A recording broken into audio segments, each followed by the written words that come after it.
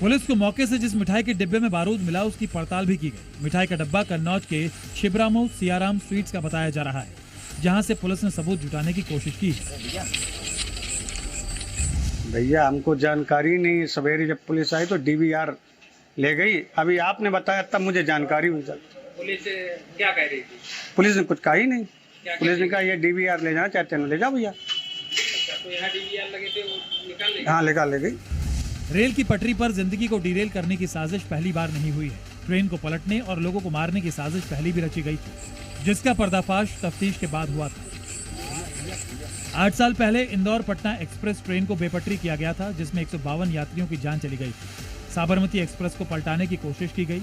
इसमें इंजन के आगे 3 फीट लंबा रेल पटरी का टुकड़ा रख दिया गया था। इसमें कोई शक नहीं कि कालिंदी एक्सप्रेस को डिरेल करने की बड़ी साजिश रची गई थी।